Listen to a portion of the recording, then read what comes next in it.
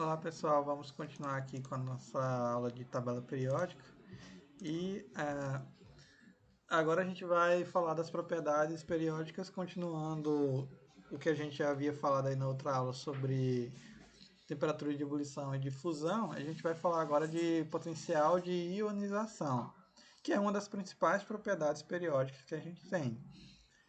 A gente chama de potencial de ionização ou energia de ionização a energia necessária para, aqui entre aspas, né, arrancar um elétron, retirar um elétron de um átomo isolado no estado gasoso, certo? Quando nós retiramos um elétron de um átomo isolado, ele absorve energia e passa para o estado de maior instabilidade. Veja só, ele fica mais instável quando a gente retira o elétron dele.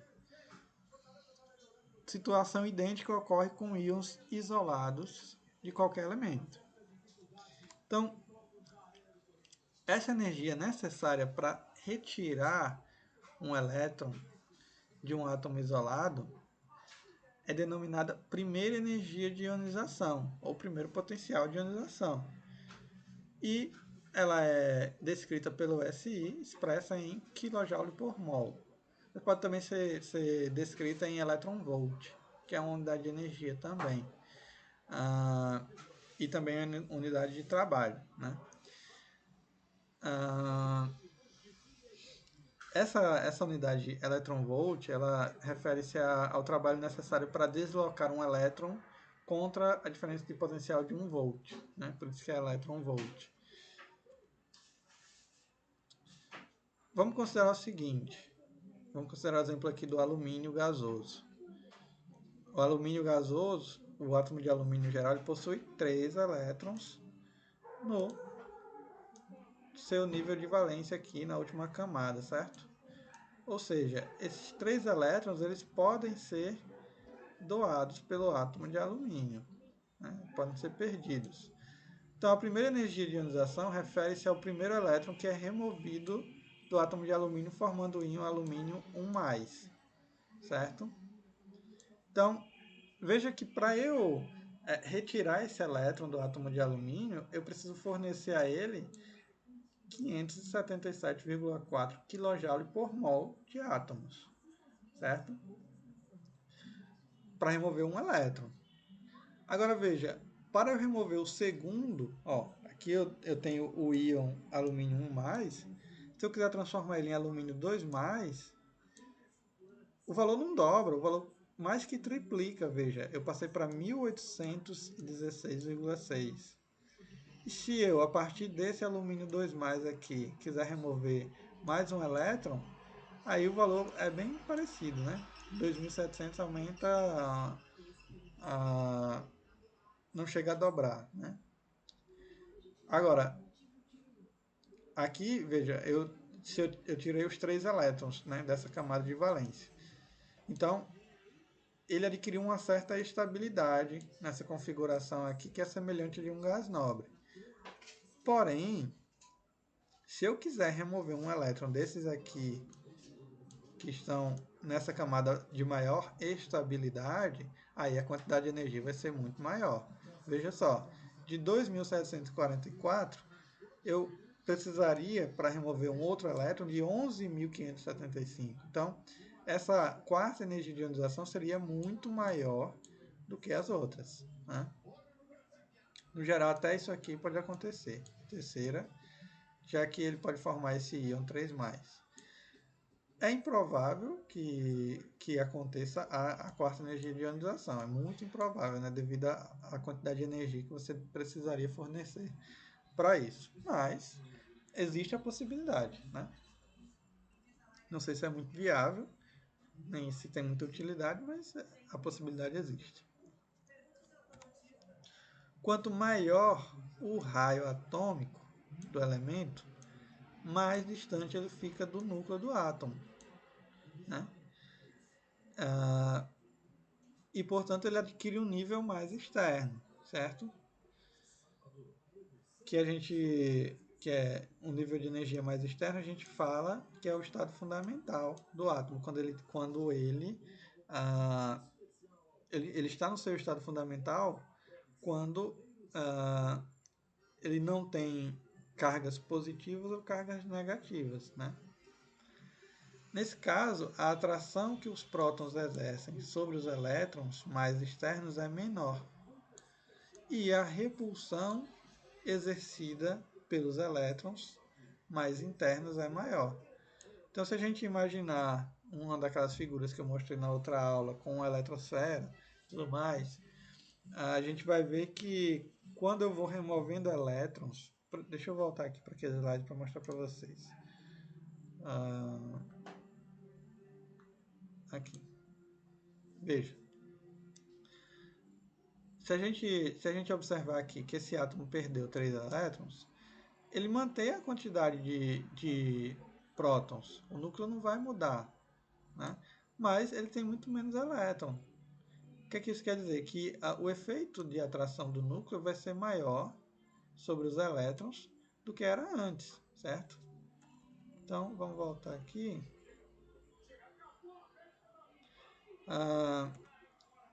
Voltando. Então,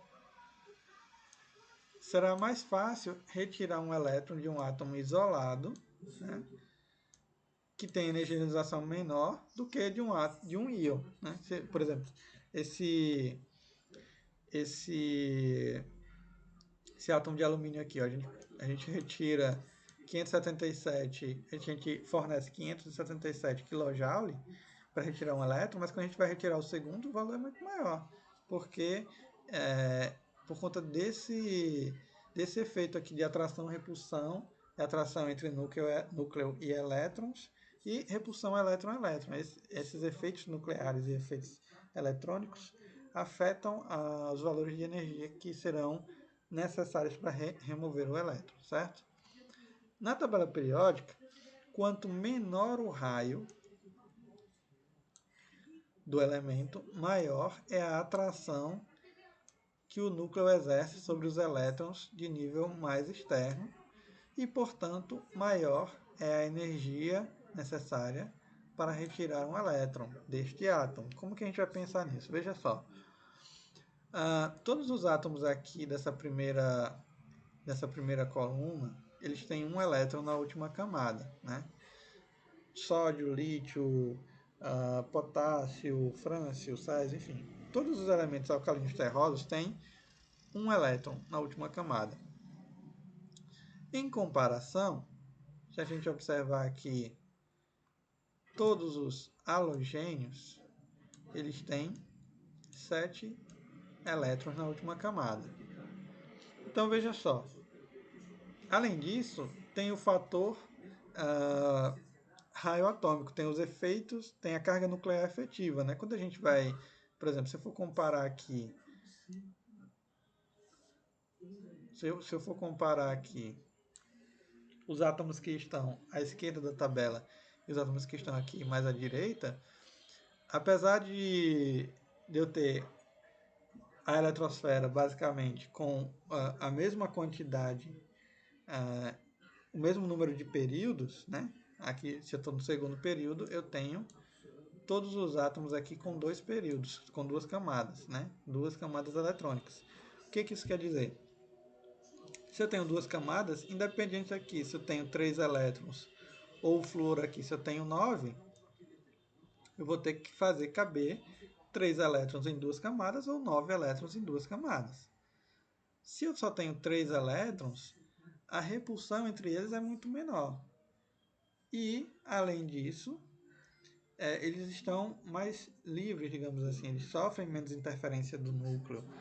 Em comparação aqui, como os elétrons estão muito próximos, o núcleo exerce uma força maior, já que da esquerda para a direita, eu vou influenciando aqui no tamanho do átomo, né? Por conta disso, por conta dessa influência maior do núcleo, a gente acaba tendo um valor maior de energia necessária para remover elétrons de átomos que estão nessas posições aqui da tabela periódica. Né? Imagine que aqui eu só tenho um elétron na última camada, eu removo ele Tudo bem. Aqui eu tenho 7 na última camada. Então, para remover um elétron já é muito mais difícil do que remover um elétron aqui. Por conta disso, existe essa variação de potencial de ionização. Então, o potencial de ionização ele cresce da esquerda para a direita, de baixo para cima na tabela periódica, né? Um átomo isolado de um determinado elemento químico no estado fundamental, ele pode eventualmente receber um elétron. Quando ele recebe um elétron, ele se transforma em um ânion, né? Essa propriedade ela é exatamente o contrário do potencial de ionização. A gente chama ela de afinidade eletrônica, certo? O que é a afinidade eletrônica? É justamente a energia liberada quando um elétron é adicionado a um átomo neutro no estado gasoso. Ou seja, se o potencial de ionização, a energia de ionização, é a energia que você precisa fornecer para que você remova um elétron, a afinidade eletrônica é a energia que é liberada quando um determinado átomo de um elemento químico ele recebe o elétron, né? Um é quando perde, outro é quando ganha. Então, recebeu um elétron, ele formou um ânion e precisou liberar essa energia excedente aí, né? Essa energia também pode ser medida em elétrons-volt ou em kJ por mol, certo? A variação de afinidade eletrônica, ela, ela também ocorre semelhante ao que acontece com o potencial de ionização. Veja, quanto menor o raio atômico, mais perto o núcleo do átomo vai estar sobre seus elétrons. Portanto, maior será a atração exercida, né? E a facilidade do elemento de receber um elétron. Se eu tenho um núcleo que está muito próximo dos elétrons, é muito mais fácil para ele receber mais elétrons, né? Já que ele vai proporcionar uma atração maior. Então, quanto maior o raio atômico, mais distante o núcleo estará e, portanto, menor será a afinidade eletrônica. E aí a gente tem a possibilidade de variação de afinidade eletrônica descrita aqui na tabela periódica. Vocês veem que ela cresce de forma semelhante ao que acontece com o potencial de ionização. A diferença é que o potencial de ionização refere-se à energia que você precisa fornecer para remover o elétron. E aqui, a afinidade eletrônica refere-se à energia que é liberada quando o elétron é adicionado. A diferença de uma para outra é que uma você fornece, outra você retira energia, né? E o que torna elas semelhante em termos de variações, como a gente percebe aqui, é justamente o fato da proximidade do núcleo e dos elétrons. É esse efeito que faz com que ocorram as variações de afinidade eletrônica nos átomos, certo? Então, tem algumas observações. Um átomo no estado fundamental só pode receber elétrons em seu nível de energia mais externo, porque os níveis internos já estão preenchidos. Há variações, as variações de energia elas vão mudar de acordo com a posição do átomo na tabela periódica. Há vários elementos para os quais estão atribuídos valores negativos de afinidade eletrônica. Isso significa que, ao receber um elétron, esses elementos absorvem energia ao invés de liberá-la, né? E passam para o estado de maior instabilidade. Os valores de afinidade eletrônica são difíceis de medir experimentalmente e não são conhecidos para todos os elementos. Além da afinidade eletrônica, nós temos uma propriedade que é bastante parecida com ela, que é a eletronegatividade, que será a última propriedade que a gente vai estudar tratando-se da tabela periódica. Essa propriedade ela trata de elementos que possuem tendências, né, de atrair elétrons para si, né? Então, alguns elementos eles têm essa tendência de ganhar elétrons, outros têm tendência de perder elétrons. Essa tendência determina se Quando ligado a outro átomo, esse elemento irá atrair ou repelir elétrons.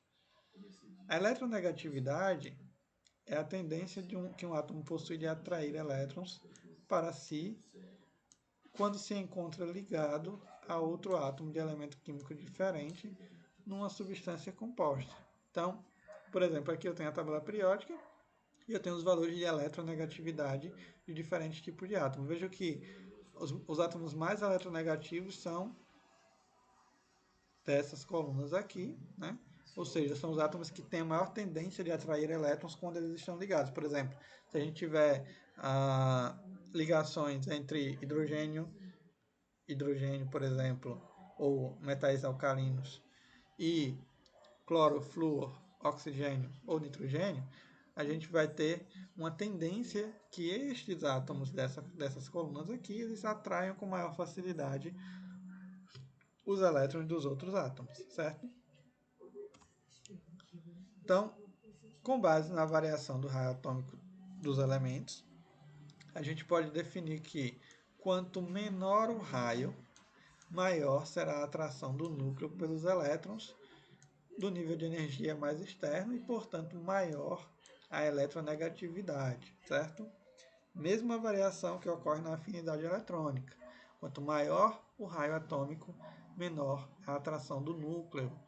Essa propriedade do raio atômico é extremamente importante porque ela influencia muitas outras. Então, por exemplo, se a gente pegar a tabela periódica, a gente pode ter essa variação aí que é igual à afinidade eletrônica, né?